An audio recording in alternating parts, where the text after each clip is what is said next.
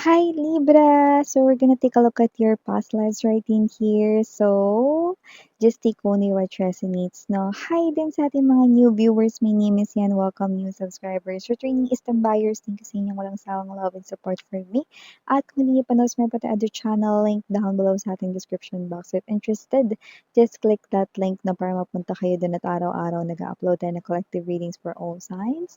There, at yun nga wala tayong gender dito, Libra, so just take only what resonates, alright?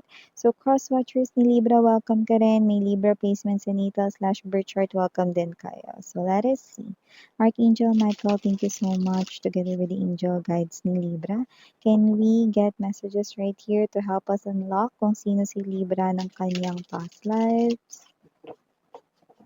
Sino si Libra ng kanyang past lives? Can you please show me? Thank you so much, Archangel Michael, angel guides, for your presence palagi sa reading ni Libra.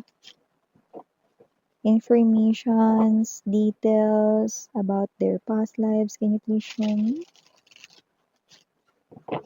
Libra.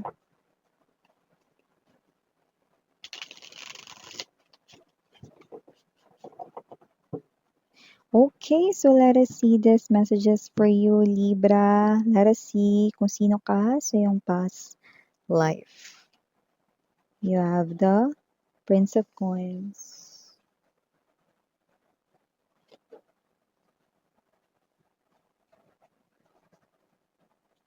King of Pentacles. The Seven of Swords. I'm seeing arc right in here. I'm seeing big case right in here. So yeah, it looks like there's this light. You're holding some kind of light. Two of Coins, Three of Swords. I mean the Three of Coins, but I mentioned Three of Swords. Yeah, the presence of Three of Swords is also here. King of Wands, the Star, and the Entrapment. Yeah. So definitely I'm seeing arc right in here, Seven of Cups energy, and there's this Seven of Swords. Look at that. This looks like an arc. See? Daanan, no? It looks like a river, Batis right in here, body of water. And it looks like, no, this is naman sa Himpapawid. Look at that, big gate. Okay. There's this birds. This is the clouds right in here. And look at this, sa lupa. Seven of Cups.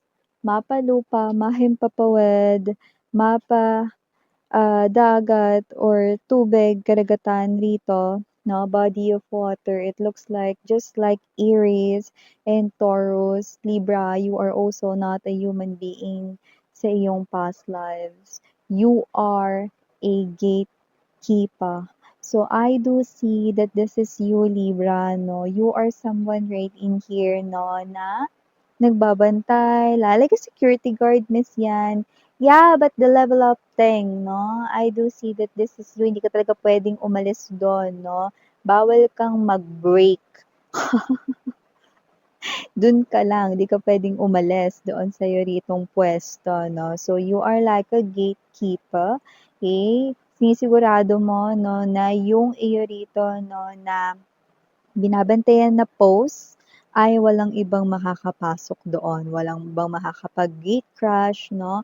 Na kung sino lang yung mga belong doon, dun lang talaga. So, you're ensuring right in here, no, na kung sino lang yung mga nakalista doon, kung sino lang yung mga nakalagay na mga pangalan doon, kung sino lang yung pwedeng umenter, pumasok, jumoin, no? At kung wala sa listahan, balik. Look at that, no? These are ladders here. Ladder, stairs. This is also a ladder here. So definitely you are someone who's a gatekeeper and you're making sure that you're fulfilling here your role at hindi madali yung role mo, sweetheart. Because nakita ko rito, once talaga malingat ka lang talaga, may mga umaakyat na rito sa bakod and whatsoever. And what's special ba, Miss Yan? diyan sa pagiging gatekeeper na 'yan. Ang boring naman, nakaupo lang ako diyan, babantay ako gano'n, ta's bawal umalis sa puwesto. Yes, 'no, pero hindi boring dito yung trabaho mo, okay? Because as a gatekeeper, you are someone right in here, you are not na, "Oh, pasok kasi nandito ka, lista kasi dito, dito." 'Yan, 'no?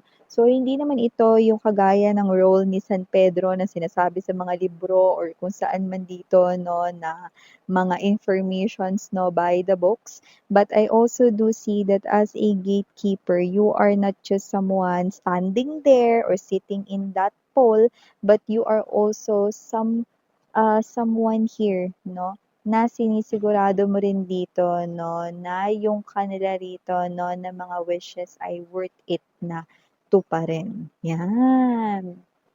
Bakit miss yan?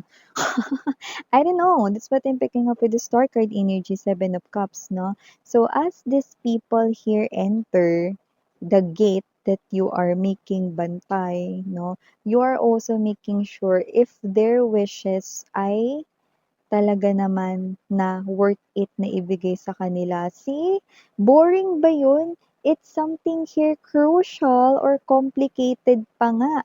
Because dito nakita ko, look at the dragon, may mga nakakaaway ka dito because you see, no, na itong person na to, no, is pwedeng pag tinupad ni universe ang wish niya rito, ikaw ang magdidikta kung tutuparin ni universe ang wish niya or hindi, kung makakabuti ito sa kanya or hindi, no? Ganun kabigat yung duty mo. You have the power, the knowledge, the wisdom to see kung makakabuti ito para sa kanya o hindi, no? Because you are the gatekeeper, you are someone who can open the door for these individuals way back then, no? So, ikaw yung parang magiging katuparan ng kanila rito, no, nakahilingan, no? So, paano ko yung magagawa, Miss Yan? Kakasabi ko lang, di ba? You have the power, no, to see what lies ahead and what will be the character na mabibuild dito sa tao na to pag tinupad yung wish. Bigyan ko kayo ng example. This person here, ang wish niya rito, no, is magkaroon rito ng mayaman na buhay, marangyang-marangya, yung dumadalo yung pera niya, hindi na uubos. Eh, and you have the power to see what lies ahead kapag natupad na yon. Okay? Yeah, agad-agad. No? It's like you're gonna see this person here in the future already. Okay? Papakita yun sa'yo. And it looks like this is you, mga babes, no, na makikita mo yun agad-agad. Then you will see, pag naging parang mahadera siya, mahadero, naging laitero, laitera, no, or baka siya yung someone na namamaliit na mga tao rito, no, at hindi niya rito ginagamit ang kanyang resources, no, sa magagandang bagay, no, at pwedeng gumagawa pa nga siya ng hindi maganda, no, then rejected, no? Parang ini-stamp ng rejected. Touch! 'Di ba? So, meron ditong may sound effects. Ako rin po yung sound effects dito, no? So, it looks like this is you, you're holding this type of very crucial, I mean, role, okay? Kasi pag hindi mo yan tinupad, okay, ibig sabihin, sa'yo ang sisi, 'di ba? Pero ang gift na binigay sa'yo ni universe, no, sweetheart, you will know na ikaw ito if you are someone very spiritual. 'Pag malakas rin yung kutob mo, okey, parang, "Ay, ayoko rito, alis kaya ako sa lugar na 'to," and then, okey, parang ikaw 'to biglang umalis ka dun sa lugar na yun and then after ilang mga minutes may nangyaring hindi maganda dun, na nagkaroon pala ng incident dun, 'no, then this is you, malakas yung kutob mo, malakas yung pakiramdam mo, and it is also possible that your third eye is open, Libra, okey, for those na makaka-resonate dito, okey? And madalas rin na parang yung panaginip mo is nangyayari in reality and at the same time, no, not only that, no, maaaring meron din dito, no, na parang, halos lahat ng mga pakiramdam mo is tama, right? So yun 'no, masasabi mo na ikaw 'tong tinutukoy dito na past lives mo 'to 'no, if ganyan ka ngayon sa 3D world, okay. And also I do see 'no, that this is you, you are also very cautious now, kasi nasa human form ka ngayon 'di ba? That's why, we're interacting, that's why you're watching me 'no, in this channel 'no, kasi you are human being now 'no, born in this lifetime. And this is you, bukod sa malakas yung kutob mo right in here 'no, spiritual ka din, at the same time bukas ang third eye mo na not just that, okay, you are also someone here very cautious. Pagdating dito sa pagpapatuloy at pakikipag-connect sa iba't ibang mga tao, hindi lang sa love life, lalo na kamo sa love life 'no. Pero kahit saan, pati sa friendship 'no, hindi ka basta-basta dito nakikipag-friends 'no, sa kung sino-sino lang 'no, 'pag hindi mo feel talagang you cut it off already. I'm seeing a sword right in here, no? And I also do pick up, no? That this is you, no? Maganda rin rito ang energy mo sa kaperahan ngayon, no? At kung hindi pa gaganda ang energy mo sa kaperahan, no? Dito, mga babes maglalabasan, no? Yung tunay na ugali ng mga tao sa paligid mo. I'm seeing family relatives na nakikita ko rito iniiwasan mo. Others of you, you could be already avoiding them because they tend to talk, no? About you na parang akala nila pera nila yun 'no, pero ikaw yung naghirap diyan 'no. So I do see, na may gano'ng mga clues yung nakuha ko rito 'no, para masabi ninyo na ito ang inyong past lives 'no. You are very cautious 'no. Puwedeng dati rin kasi bini-trade na rin kayo 'no, ng mga tao when it comes to finances 'no. So mahirap para sa inyo na magpatuloy 'no. So meron pa rin kayong tinataglay 'no, na katangian ninyo 'no, as a gatekeeper 'no, na hanggang ngayon ay inyo pa rin na pinapamalas 'no.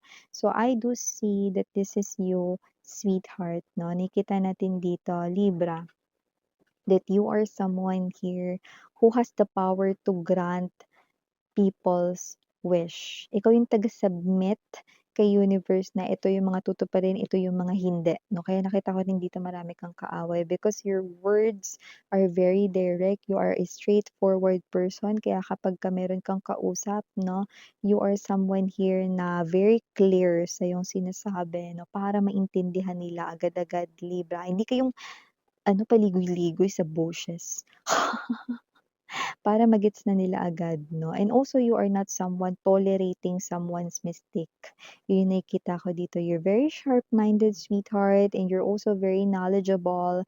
Your wisdom, you're also smart right in here 'no, your wisdom right in here is talagang very evident pa rito. So I do see that this is you, very cautious, only the people deserving to be in your life ang pinatutuloy mo.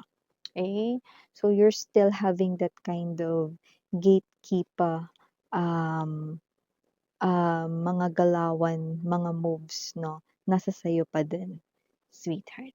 Alright, wow! Nakakaloka 'no, from Taurus, Aries, and now to Libra, all of you guys, you're not in human form 'no, in your past lives. Wow! So yeah, thank you so much Libra, these are your reading here. Maraming salamat sa oras mo, and again, I'm Yuriana Oni. Sarang Hail, Love and Light. And you.